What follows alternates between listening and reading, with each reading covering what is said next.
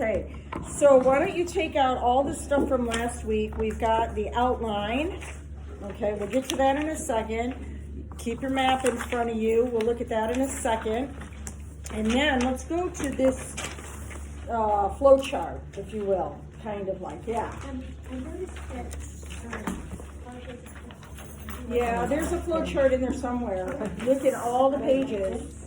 It's this one. It says Daniel 11. It says Daniel 11.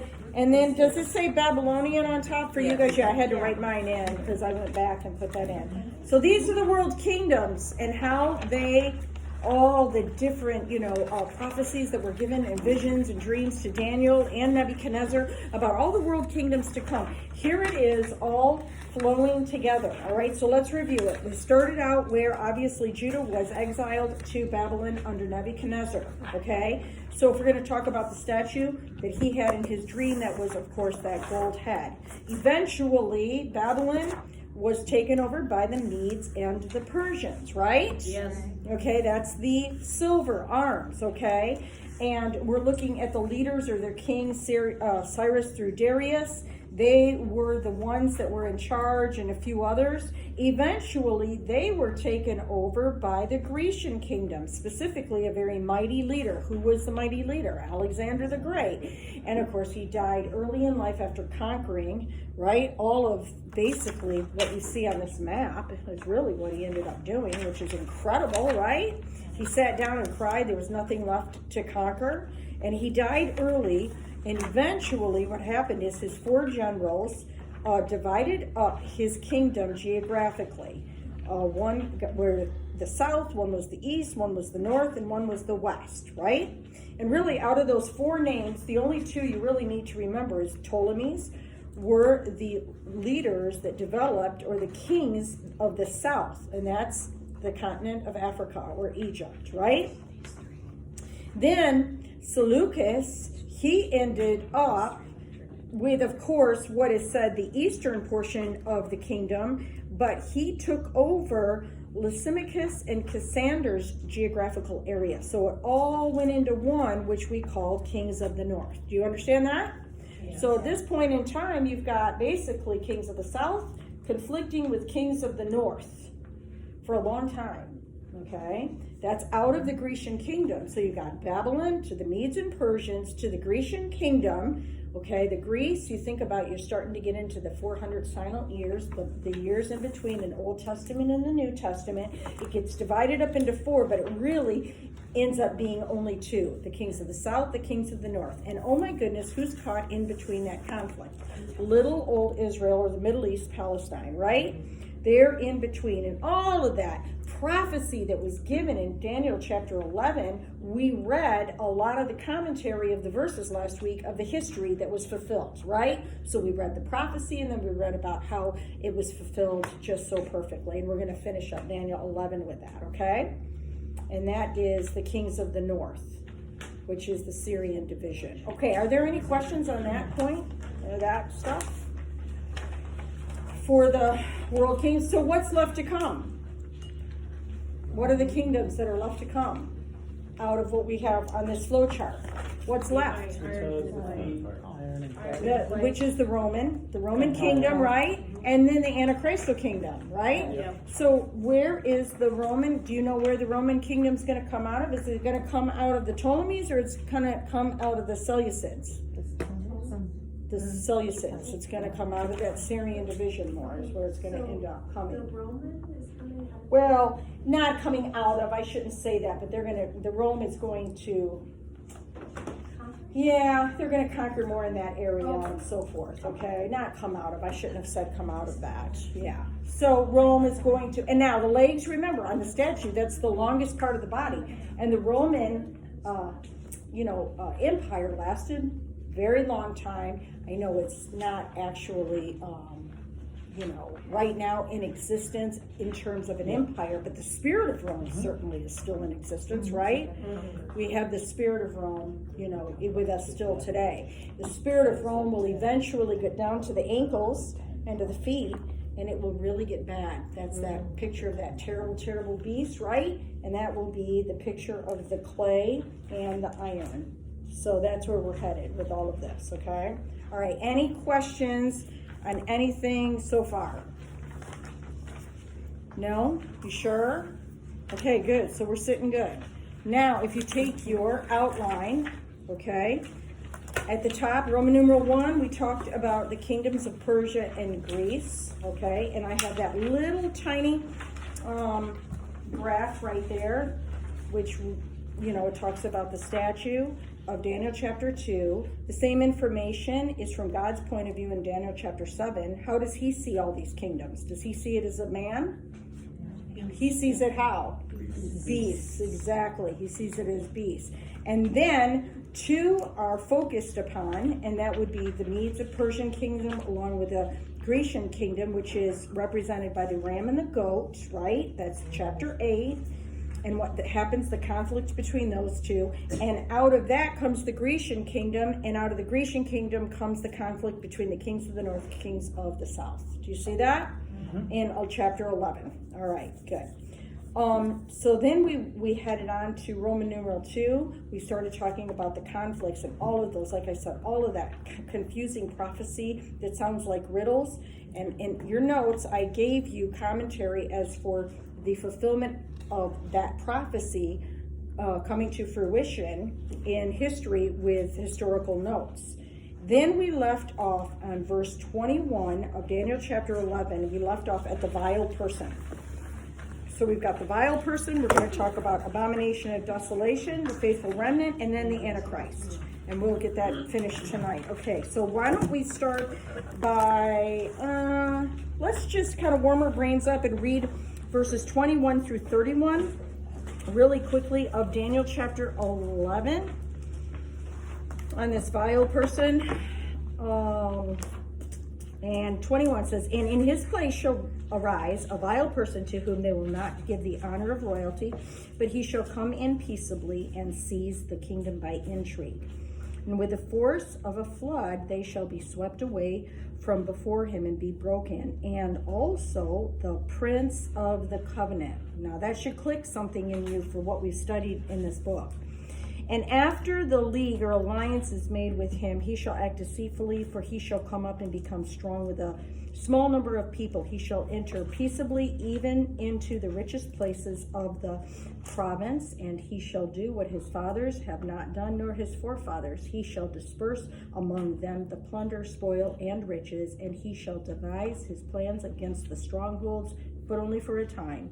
He shall stir up his power and his courage against the king of the south with a great army, and the king of the south shall be stirred up to battle with a very great and mighty army, but he shall not stand, for they shall devise plans against him. Yet, yes, those who eat of the portion of his delicacies shall destroy him. His army shall be swept away, and many shall fall down slain. Both these kings' hearts shall be bent on evil, and they shall speak lies at the same table, but it shall not prosper, for the end will still be at the appointed time. While returning to his land with great riches, his heart will be moved against the holy covenant, so he shall do damage and return to his own land. At the appointed time he shall return and go toward the south, but it shall not be like the former or the latter. For ships from Cyprus shall come against him, therefore he shall be grieved and return in rage against the holy covenant and do damage. So he shall return and show regard for those who forsake the holy covenant, and forces shall be mustered by him, and they shall defile the sanctuary fortress. I'm just going to stop right there. Okay, so let's talk about this vile person, okay? Most people see this vile person as being Antiochus Epiphanes, Antiochus the Fourth, okay? Of the Syrian or the northern kingdom, and it's another in the line of succession of the kings of the north, okay? And what we just read give details of this wicked king's reign. Now, before we look at each verse, which I've also given you in your packet, commentary that we go through pretty quickly, we need to look at some things that I want to point out about this vile person. This vile person becomes another great picture or type of the final end time Antichrist, okay? Antiochus Epiphanes, he was the younger brother of Seleucus, and he was the younger son of Antiochus III, who was known as Antiochus the Great. And it is recorded of Epiphanes that he was wicked and cruel man, deceitful and cunning. He was designated as the contemptible. He was given over, history records, to the most degraded and unnatural passions. He had a savage temper. He delighted in the lowest and basest of men. His behavior was always uncertain, but at the same time, it was cunning and he was courageous. Now, in fulfillment of the verses that speak of his polluting the sanctuary of God and his taking away of the daily sacrifice and placing the abomination of desolation in God's temple, history provides these details. In other words, it proves prophecy right, okay? I want you to keep in mind that as we're studying this dude, Antiochus Epiphanes, that the Jews are still under Old Testament covenant. Jesus has not come yet. It's during those 400 silent years, okay? So Antiochus did indeed profane the sanctuary of God at Jerusalem. We'll talk about that, more in detail. He prohibited all sacrifices and offerings to Jehovah. He built his own altar over the altar of God at the temple, and he offered swine's flesh as a sacrifice, sprinkling its blood in the temple. Okay, keep in mind, Old Covenant economy is still the economy that that the people of God were under.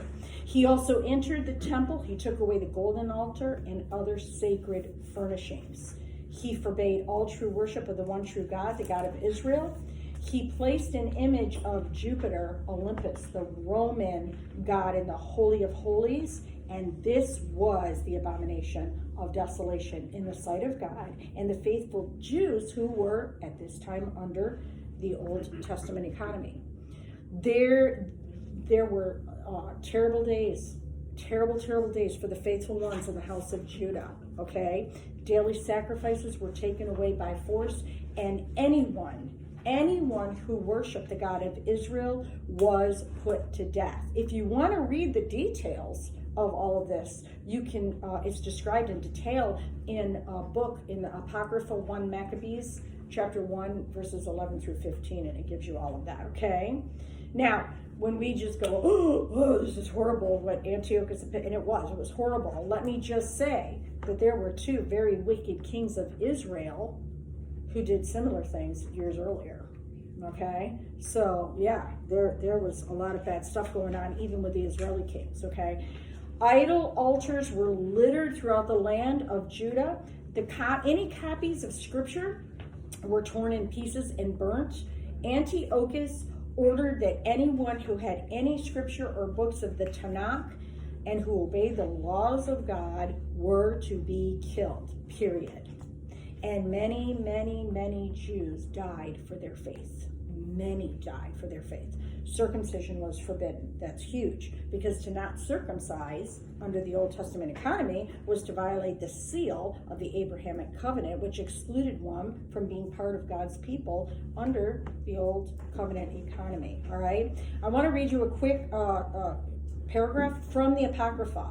And this is what it says. And King Antiochus wrote to his whole kingdom that all should be one people and that each should forsake his own laws. See, that's a picture of what's coming, one world government. And the king sent letters by the hand of messengers unto Jerusalem and the cities of Judah that they should follow strange laws to the land and should sacrifice swine's flesh. And whoever shall not do according to the word of the king, he shall die. And many in Israel, I love this, and many in Israel were fully resolved and confirmed in themselves not to eat any unclean things. And they chose to die, that they might not be defiled with the meats, and that they might not profane the holy covenant. And they died. So there were many, many, many faithful Jews who said, no, we'll take death. We are not going to break covenant.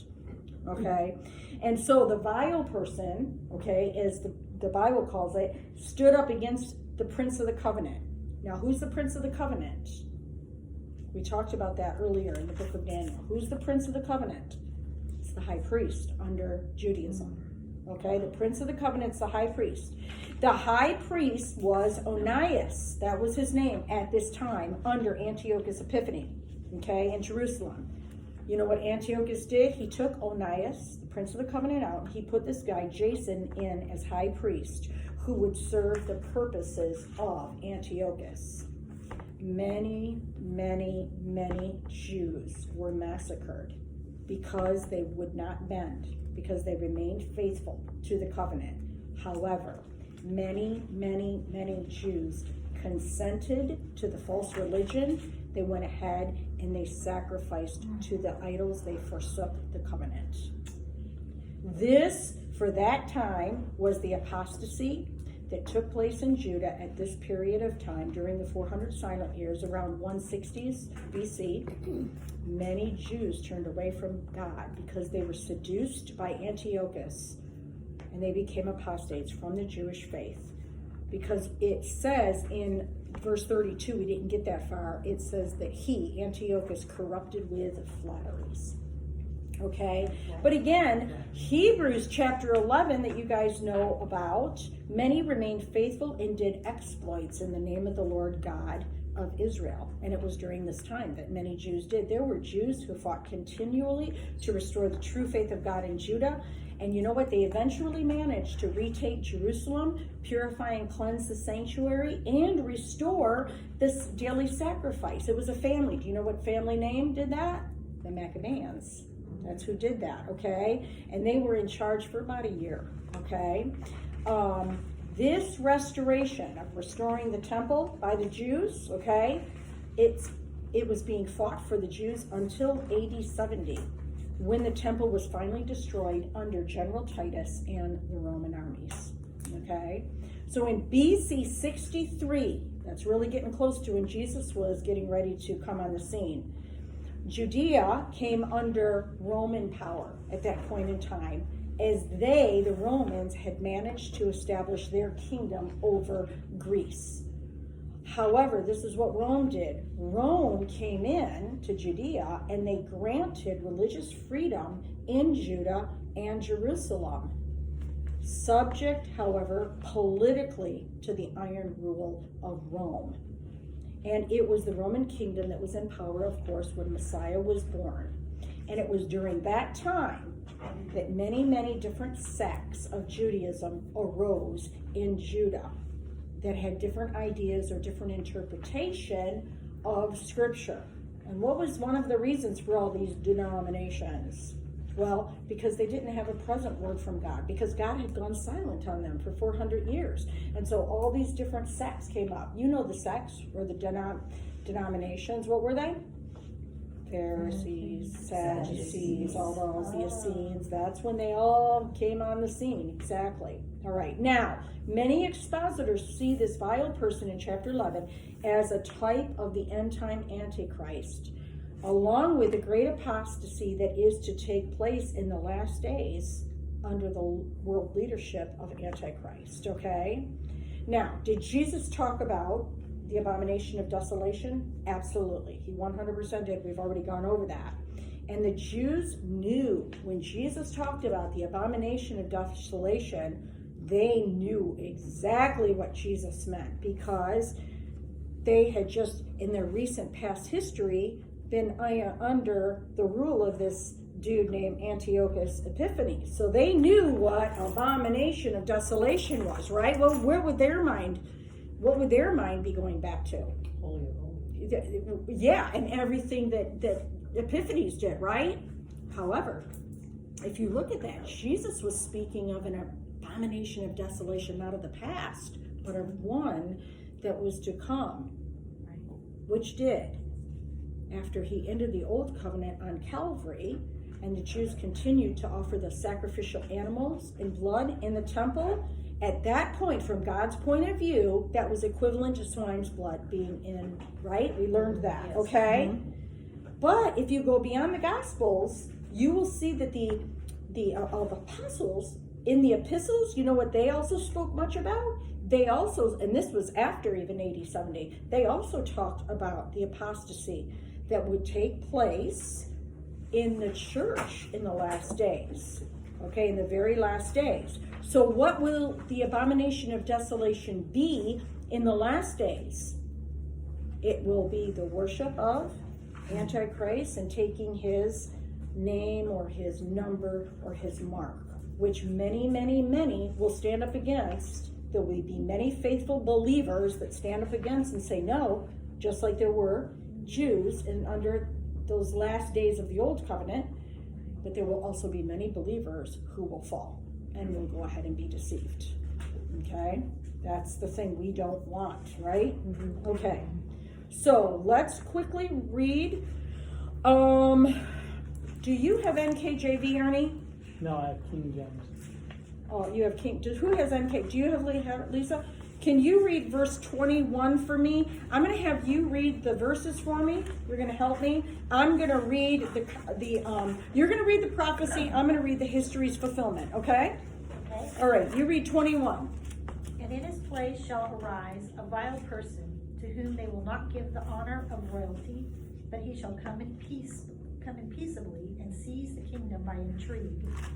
Okay, so Antiochus Epiphanes was not the true heir. Demetrius was. But with the help of supporters, Antiochus Epiphanes overthrew opposition and he seized the throne by intrigue. Okay? All right, next verse, 22. With the force of a flood they shall be swept away from before him and be broken, and also the prince of the covenant. Antiochus overthrew anyone who resisted him, including the high priest. And what he did is he got rid of Onias, the high priest, and he put in this guy named Jason as high priest. Okay, next one. And after the league is made with him, he shall act deceitfully, for he shall come up and become strong with a small number of people. And history records that the agreement between Antiochus and this Jason dude who was put in as high priest, it got broken. And so the king ousted Jason and he put in a wicked high priest named Menelaus. Okay? All right, go to verse 24. He shall enter peaceably, even into the richest places of the province, and he shall do what his fathers have not done, nor his forefathers. He shall disperse among them with plunder, spoil, and riches, and he shall devise his plans against the stronghold, but only for a time. Antiochus laid claim to quite a few Middle Eastern countries, or the Palestinian region. So it wasn't just Israel. Okay? All right, verse 25. He shall stir up his power and his courage against the king of the south with a great army, and the king of the south shall be stirred up to battle with a very great and mighty army. But he shall not stand, for they shall devise plans against him. War erupted between Egypt, the king of the south, and Syria, the king of the north. The conflict was going on, and that's what a lot of these, this information is about. Okay, go on to verse 26. Yes, those who eat of the portion of his delicacies shall destroy him. His army shall be swept away, and many shall fall down slain. And so what happened is several of Ptolemy's, that's the southern king, Ptolemy's key men became corrupted, and they helped the northern king to defeat their king. Okay, so they were traitors. Okay, CIA. Okay, verse 27. Both these kings' hearts shall be bent on evil, and they shall speak lies at the same table, but it shall not prosper, for the end will still be at the appointed time. And the two kings continually were deceiving each other during these times. Okay, go on to verse 28. While returning to his land with great riches, his heart shall be moved against the holy covenant, so he shall do damage and return to his own land. Now, why was he moved against the holy covenant? Well, guess what happened? Antiochus, after conquering Egypt, the Ptolemy down there, returning to Antioch, Syria, he stopped in Palestine or Israel, and he plundered it and the Jews, because he found out that the Jews thought he had died and they were rejoicing at his supposed death. And so he said, okay, you're going to rejoice at my death, and that's why they got plundered then. Yeah. Okay, 29. At the appointed time he shall return and go toward the south, but it shall not be like the former or the latter. So Antiochus made a second invasion of Egypt, but he received an ultimatum at this point from Rome, from what was known as the ships of Shittim. Okay, go to verse 30. For ships from Cyprus shall come against him, therefore he shall be grieved and return in rage against the holy covenant and do damage. So while Antiochus is down in Egypt, he hears that that deposed Jason, that he got rid of from the high priest, had raised up an army and gotten people together and moved against the wicked priest Menelaus that Antiochus had put into his place. And so Antiochus hurried, skedaddled back to Israel and returned to Judah, and he killed 40,000 Jews because of that. Yeah, he was one bad dude. Okay, verse 31. And forces shall be mustered by him, and they shall defile the sanctuary fortress. Then they shall take away the daily sacrifices, and place there the abomination of desolation. So Antiochus, what he did then, after killing the 40,000 Jews, he broke into the temple of God. He set up his idol in the Holy of Holies. He took the sacred vessels away, and he restored the wicked priest. He wrote to the whole kingdom to be one, and he took the swine's flesh that was offered on the altar, and he took the blood from it, and he sprinkled it around the temple, and that's when all the evil atrocities took place throughout the whole land of Judah. And then just do a portion of verse 32. I think it's the first half. Those who do wickedly against the covenant, he shall corrupt with flattery.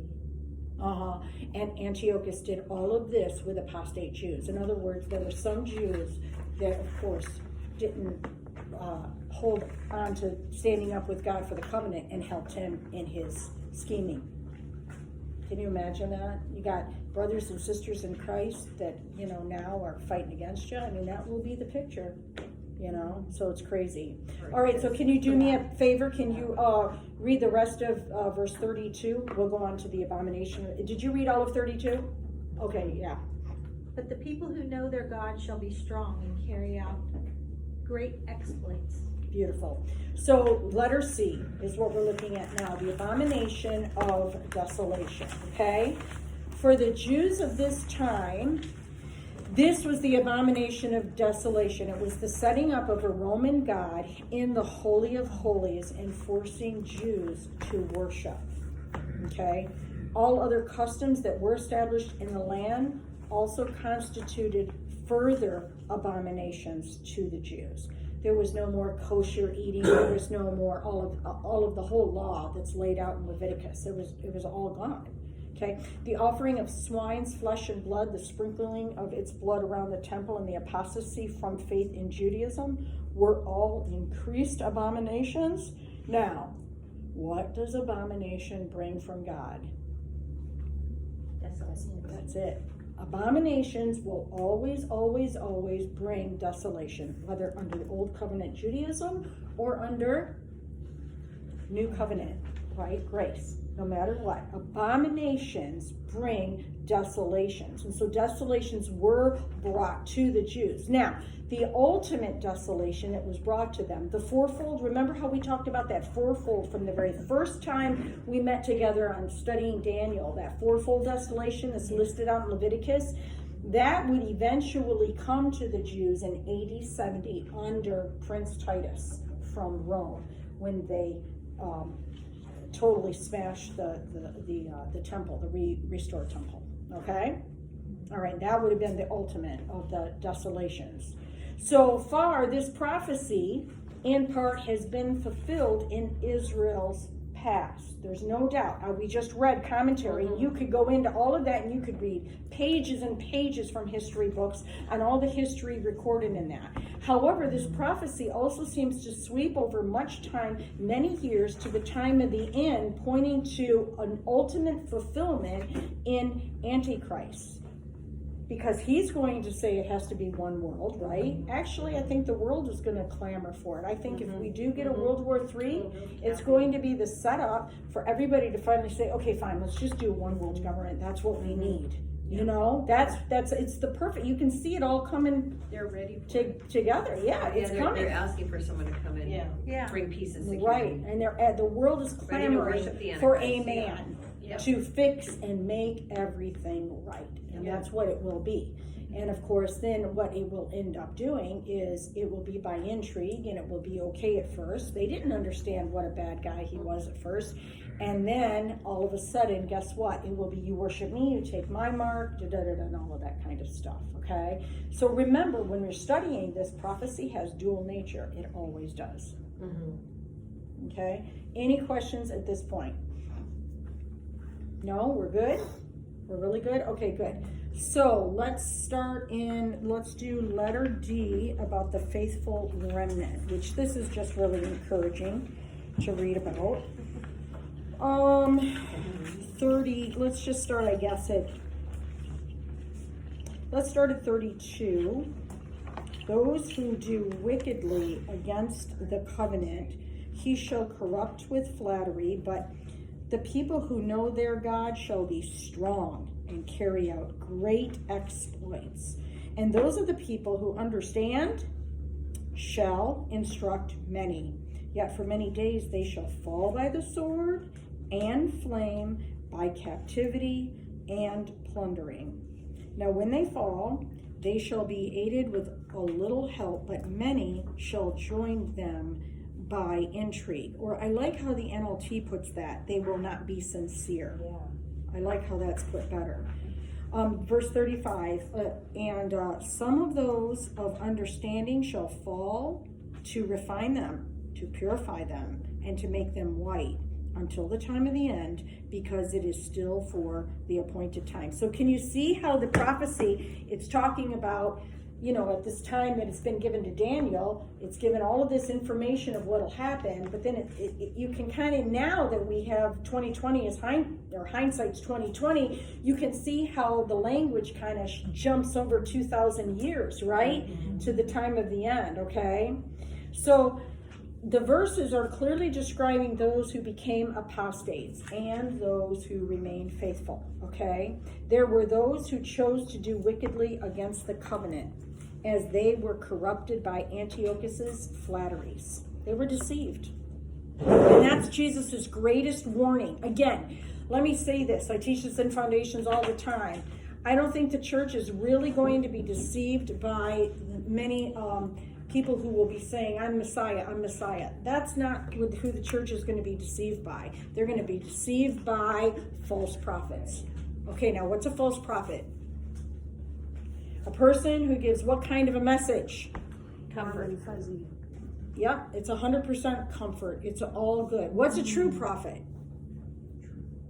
Bad news. Don't say anything. Don't you look at me like that.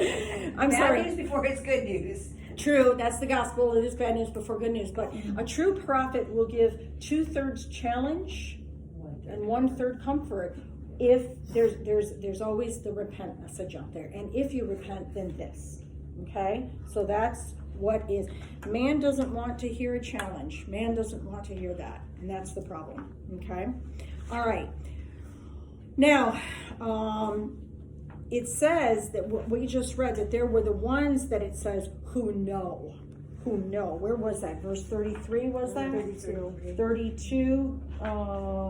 Who know. But the people who know their God shall be strong. Okay. No. What does no mean in Hebrew? Intimacy. Yes. It's an intimate term. It means to be in a committed, loyal, loving relationship. That no matter what. Adam knew Eve and they had Cain. Okay? It was those who knew God, the ones in a committed relationship, that were the strong ones and the ones who did great exploits.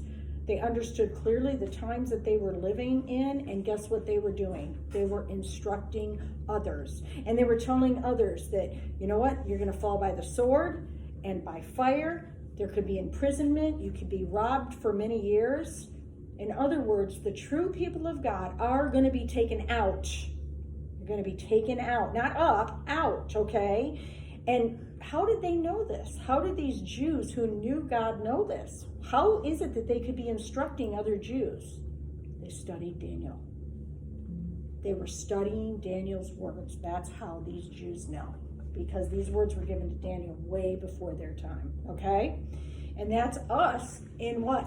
Revelation, being able to really know, okay? When they fell, they received little help, but some would join them, but would not be sincere. In other words, it would be a lot of hypocrisy.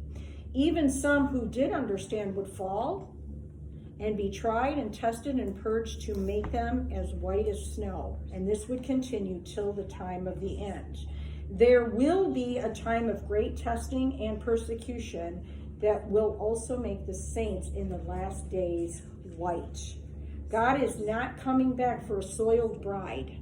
He's not. He's coming back for a bride that is pure. Let's go to Revelation 3:18. This is just one of them.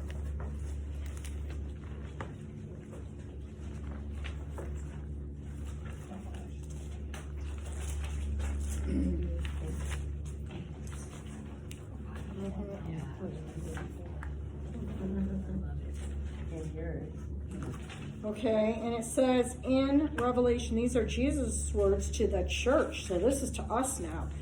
Jesus says, I counsel you to buy from me gold refined in the fire, that you may be rich, and white garments that you may be clothed, that the shame of your nakedness may not be revealed, and anoint your eyes with eye salve, that you may see.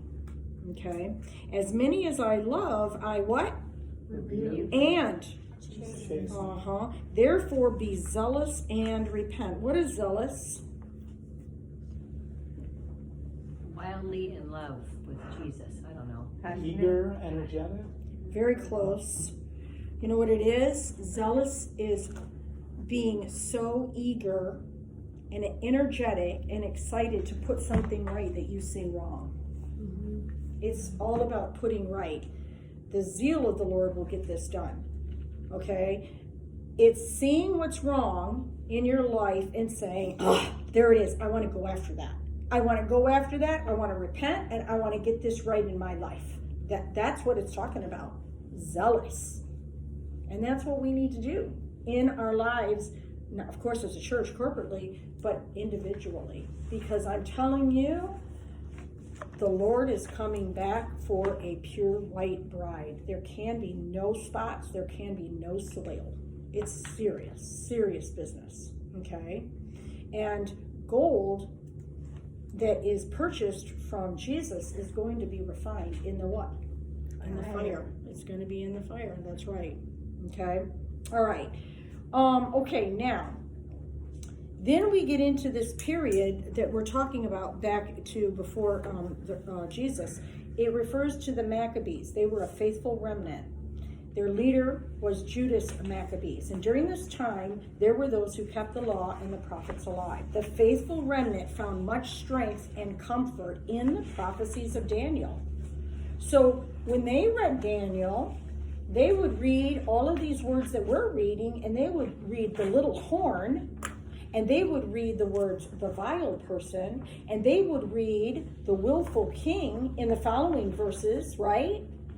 And that was all shadowed forth in this guy named Antiochus Epiphanes and his evil cohorts. That's how they saw the evil horn. That or the little horn, I mean, okay?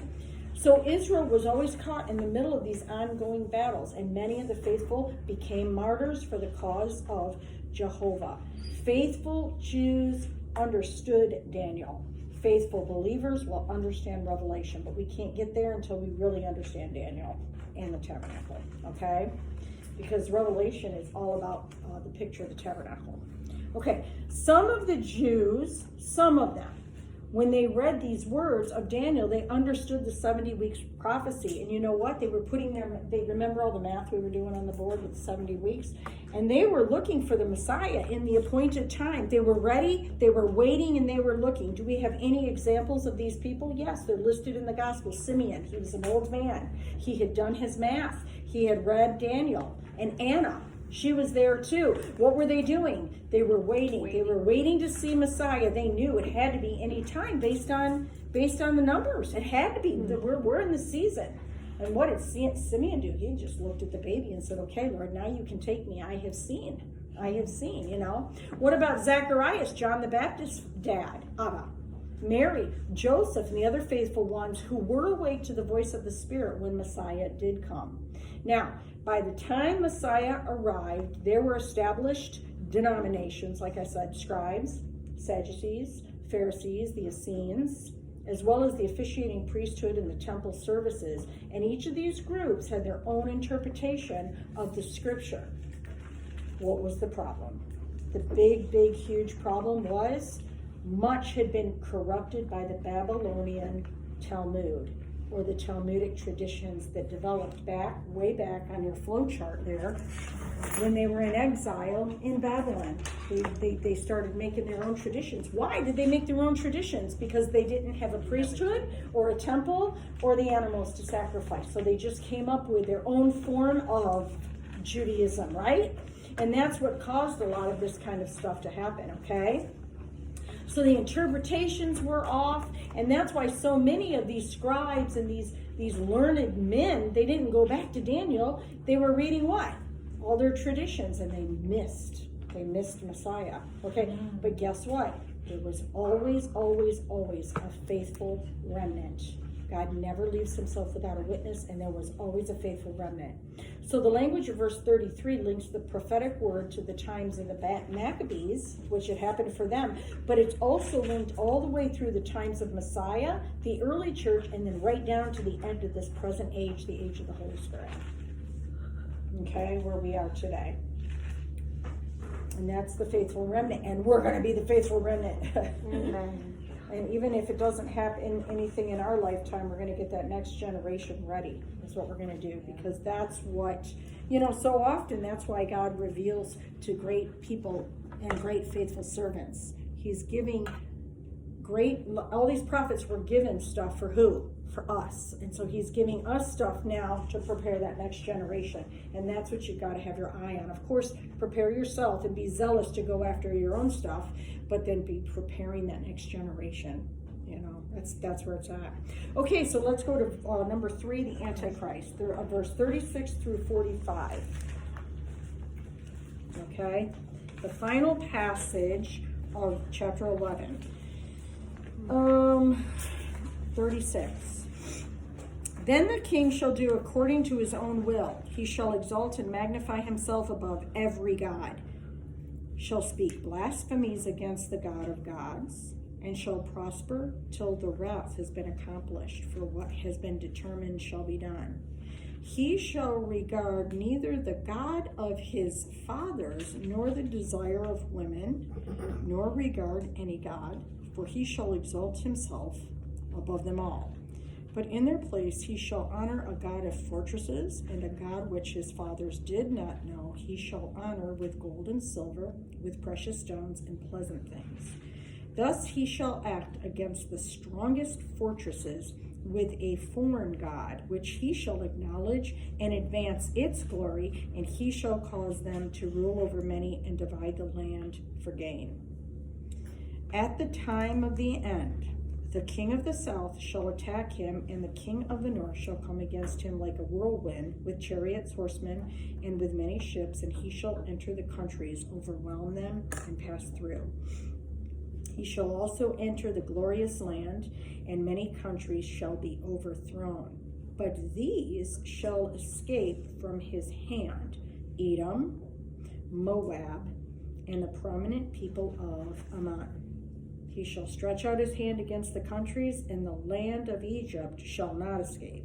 He shall have power over the treasures of gold and silver, and over all the precious things of Egypt. Also the Libyans and Ethiopians shall follow at his heels.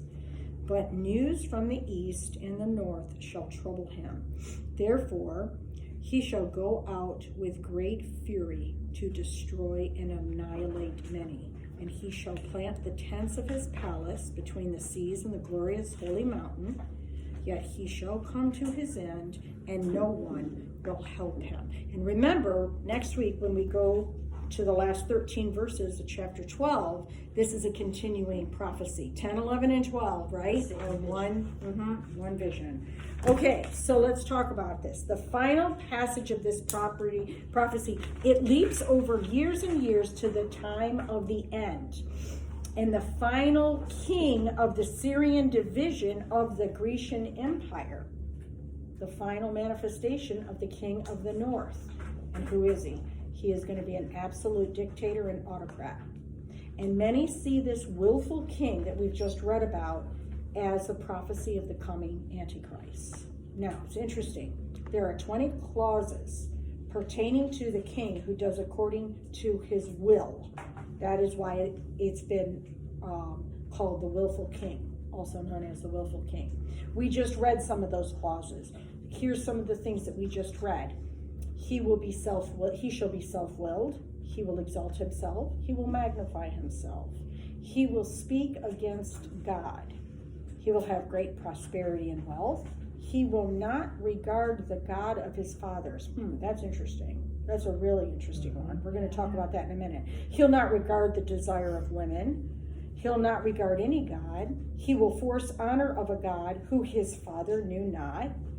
He will have a fortress of munitions with a strange God, and he'll divide the land for gain. He'll have the king of south come against him in warfare. He'll also enter various countries and conquer. He will enter the glorious land. Well, who's that? Israel. Many, many countries will be overthrown. He shall not conquer all countries. There will be 3 that escape. Who is that? Edom? Who are the Edomites? They're descendants of Esau. Okay. Who are the Moabites? Descendants of Lot. Who are the children of Ammon? They're the Palestinians before Israel took the land of Canaan. So in other words, the Arabs. All the Arabs. Not going to be able to take those guys. The surrounding neighboring nations. They're not going to fall. Egypt will not escape, and he shall take their treasures. King will be troubled by the words. He's going to hear something's coming out of the east and the north. He's going to go out with fury due to opposition from the north, the south, and the east, and he's going to overcome them, and he's going to become dictator. He's going to plant his type of tabernacle and palace between the seas and the glorious land, which means where? Right in Israel. In other words, Israel becomes the center of Antichrist activities. And the king come to his end and no one helps him. Thank you, Jesus, that's finally good.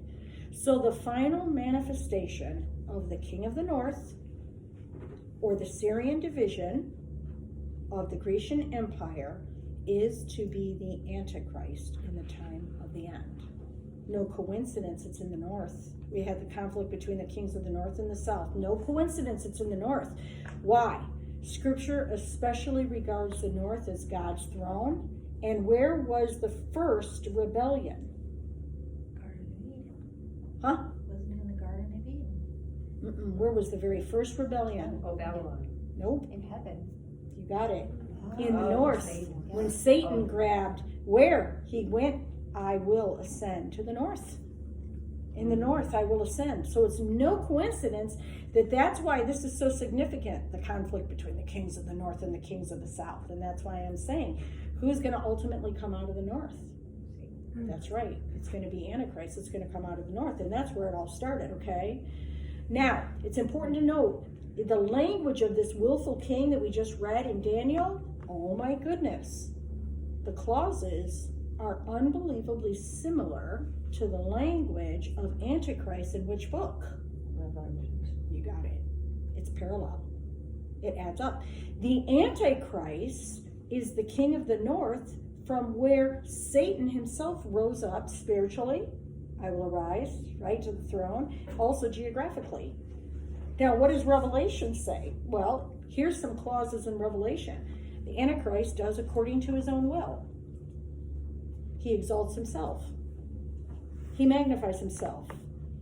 He speaks great things against the true God. He prospers for 3.5 years. The Antichrist does not regard the fathers. Who are the fathers? Abraham, Isaac, and Jacob. He does not regard Messiah or the desire of women. That's also. The desire of women is always a picture of marriage, but it's also a picture of Messiah. The desire of women was for Messiah in the Old Covenant. He demands worship. He honors the God of force. He honors riches and wealth. Here's some more information. None are going to be able to buy or sell without his name or his mark or his number. He exalts the devil. There's that strange God and devil worship. There's the strange God that's talked about in Daniel. He rules the earth and divides the land for gain. He will be challenged by the king of the south, Egypt, but he will conquer him. He will also conquer many countries and overthrow them. Antichrist also will have his headquarters in Judah and Jerusalem. And here's the interesting thing. Abraham's sons after the flesh, that would be after Ishmael, the Arabs, will not submit to him. The Muslims, they're not going to submit. Antichrist will have trouble from the east and the north, but will subdue. Antichrist will come to his end, and there will be none to help him. Antichrist will be destroyed by the brightness of Messiah's second coming. I just read you two groupings of clauses, one from Daniel, one from Revelation. Isn't that incredible? Yeah. So what do we see? In the progressive revelation of Antichrist and his kingdom seen in Daniel's prophecies, we've got the following. We've got 10 toes from the statue, right? That's the 10 kings of the Antichristal kingdom. We also, in Daniel chapter 7, we've got this terrible beast with 10 horns, right? From God's point of view, it had 10 horns. There again, the 10 kings of the Antichristal kingdom in chapter 7. Okay, what about this one?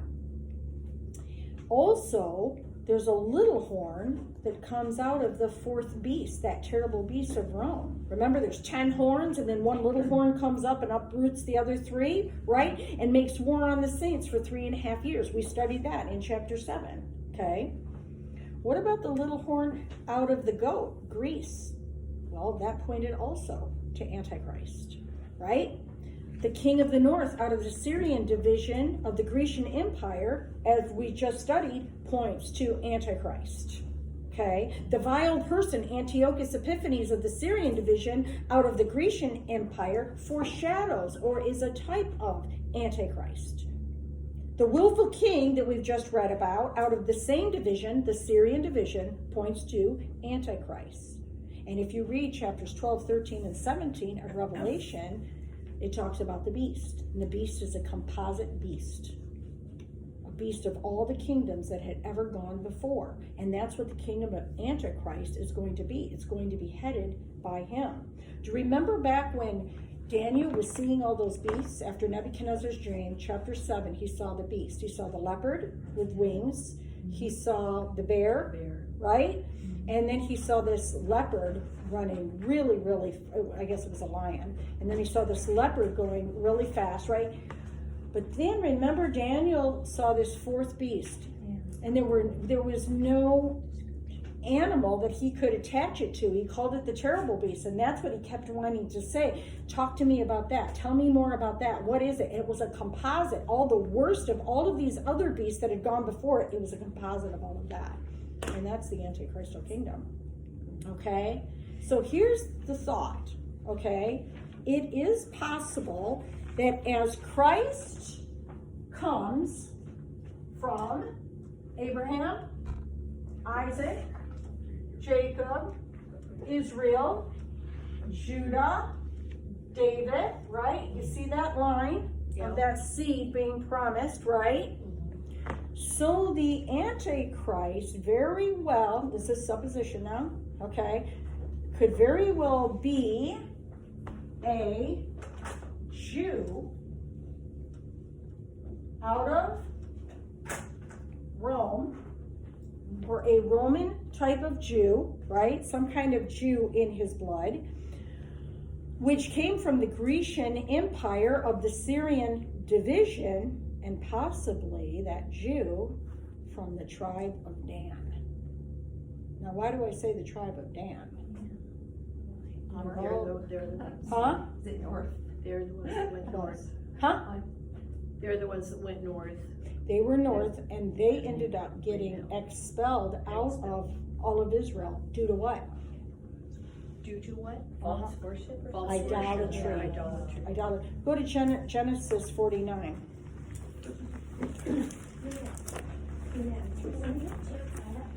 Okay. Genesis 49. Jacob is at the very, very, very end of his life. Abraham, Isaac, Jacob. He calls all of his sons in, and he prophesies over them. Genesis 49? 49. He prophesies for each kid. He tells about he's anointed by Holy Spirit in verse 16. And it says 16 through 18, Dan shall judge his people as one of the tribes of Israel. Dan shall be what? A serpent by the way, a viper by the path, that bites the horse's heels so that its rider shall fall backwards. And Dan ended up being expelled. That particular tribe was expelled from Israel due to their idolatry. Yeah. So it's just a possibility, just as you see how Christ trails through. And that's why when I talked about he worshiped a God his fathers did not know, right? If the Antichrist was a Jew, his fathers would also be Abraham, Isaac, and Jacob. Do you see that? So he would be coming out of Abraham, Isaac, and Jacob, but yet he ended up being a Jew from the tribe of Dan, possibly, that was expelled out of Israel, okay? Listen, the Jews will not accept a man as their Messiah who does not have Jewish descent. Right. Gonna have to. And we know that the Antichristal kingdom is a composite beast, right? Antichrist himself will be a composite man. And so Daniel provides information that for both Messiah, the true Christ, and Antichrist, that Judah and Jerusalem are center. It also makes sense, if that were possible, that the Antichrist does have Jewish blood in him, why the neighboring countries of Edom, Moab, and Ammon would not accept. Right. It stays consistent. Yeah. It stays consistent. Except for those that have come out as Christians. Yeah, right. But just, I'm talking about the regular, the Muslims. Yep, they'll fight. He will have problems with them. Yep. Okay. So in these last days, if we're looking at a worldwide scene geographically, the final events, we can definitely see that Middle East area, Israel and the Middle East, I'll call it Palestine right now today, only because I'm saying that's the Middle East. We got the Middle East. Then we've got the Far East. The Far East would be China, Japan, and India. The South would be Egypt, Arabia, continent of Africa, and Australia, New Zealand, right? The North is Russia. And the West would be, of course, Europe. And it would be North America and South America. Because from God's point of view, the very center of the world is the Middle East for the final activities of the Antichristal kingdom. So you can see it'll go out like a ripple effect, you know? If that's, you know, the Mediterranean right here, you know, the whole world is just, it'll just go out. The effects of it all the way. Out, like, you know. What was your question, Tricia? I'm not sure how to even put it together.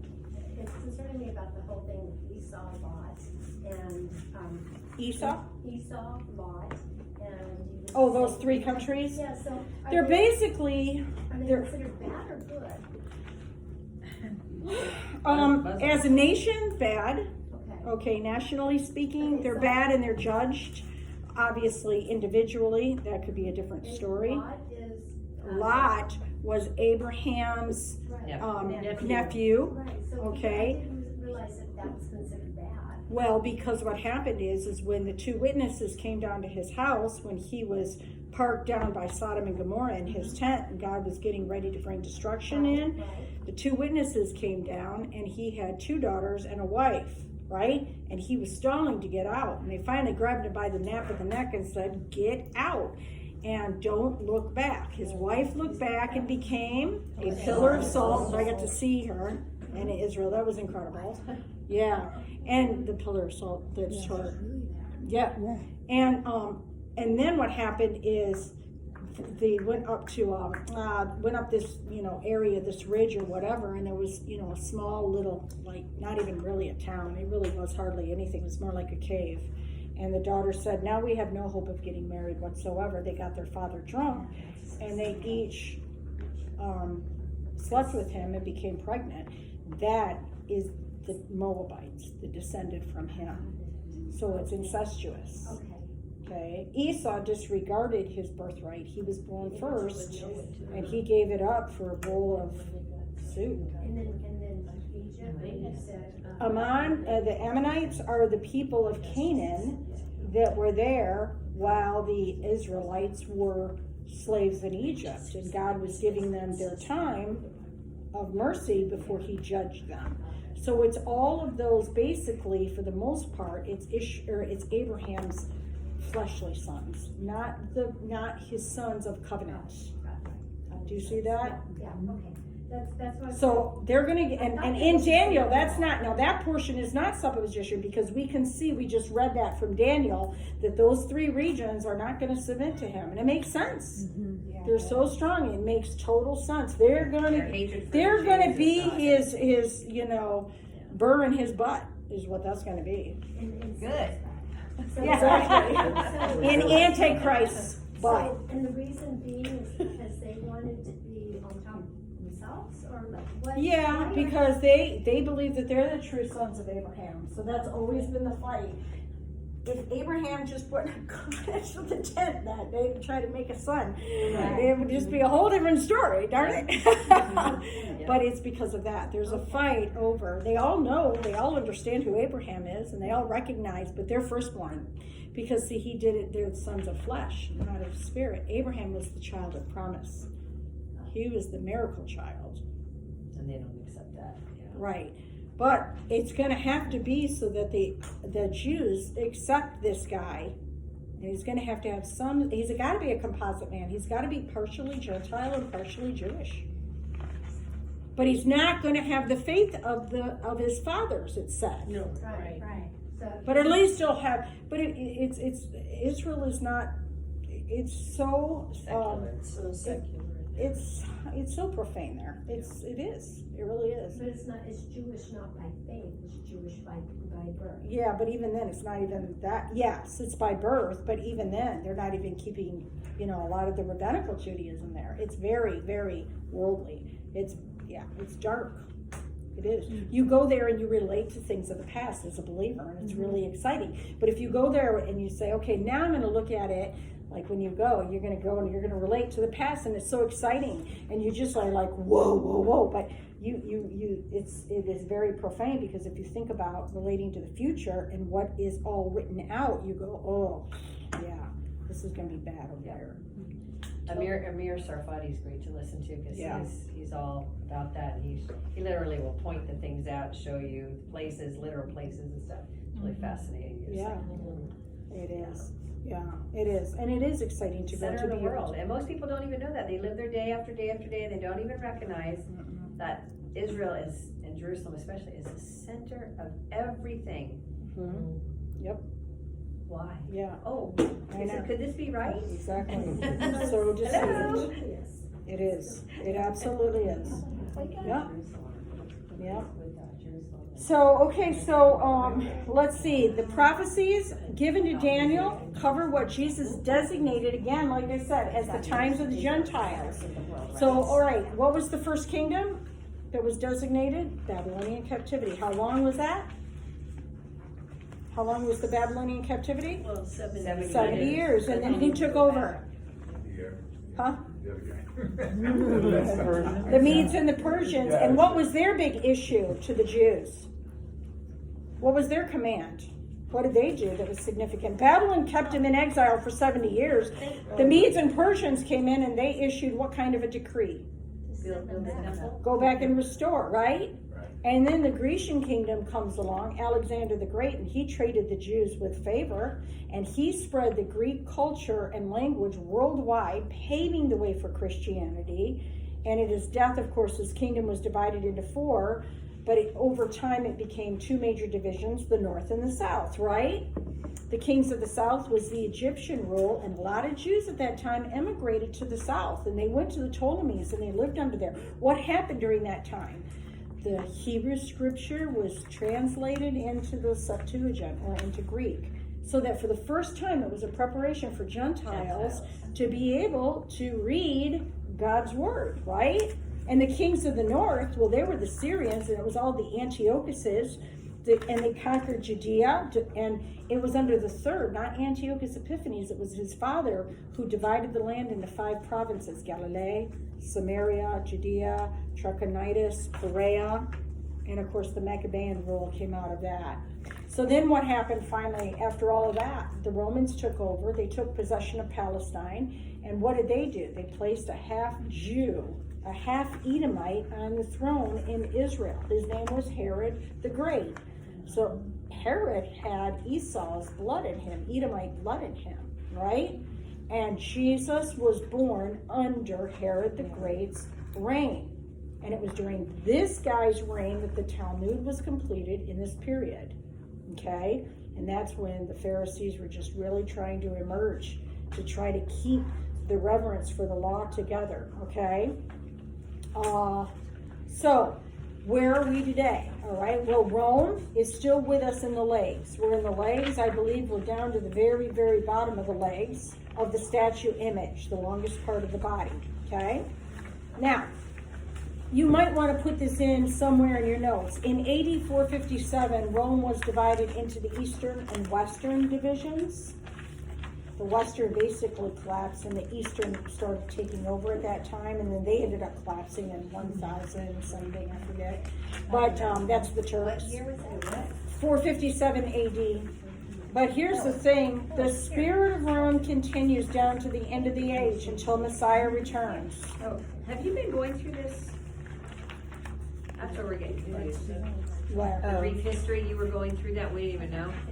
Yeah. Writing it all down, it goes, it's on page 3. I didn't know that you skipped We're from on that to page that. 26. Sorry. 26 now. Oh, Yeah. God. You must be rushing fast. But she's Okay, so we already did all that. Oh, yeah, Okay, yeah. got it.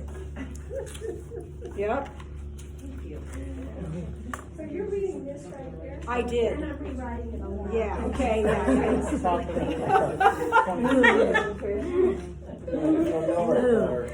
Go back and read it. Oh, yeah, okay, Yeah. before she said to write it down. Yeah. It's all there for you. Okay, you're so funny. So then all we have to do is some verses next week. I'm going to really try to get it done really as best I can next week. I don't want to break it up. Just these last few verses. There's some pretty heavy stuff, but I'm gonna make sure and really do what I have to so that we can go on. I'm so excited to teach about the tabernacle. I believe that there's some things that you've never known and you're gonna see. And then what we do is we take that overlay of what we learn, and you're gonna see that it overlays perfectly onto Revelation. You're just gonna go, wow. I mean, it's like I've never studied it before. It's really cool. So, and I'll have a lot of pictures and graphs and all of that kind of stuff because it is the tabernacle. So we'll really. You don't have one of those projectors where we can see the overlays? Yeah. Remember that I know. in school? Pastor Yeah. Jack Hibbs has been related to that a lot about certain things, how you just overlay the Bible. It's a constant thing like this, and it's just so amazing. I used to love that. Yeah. And the next week, and you know, we get to be the teacher's helper, we got to go up there and help. And Yeah. I love that. Yeah, exactly. Okay, guys, any other questions at all as to what we've done so far? Got to keep that timeline in your head. We'll go over it again with all your notes and how it relates when we get into Revelation, okay? All right, we're good?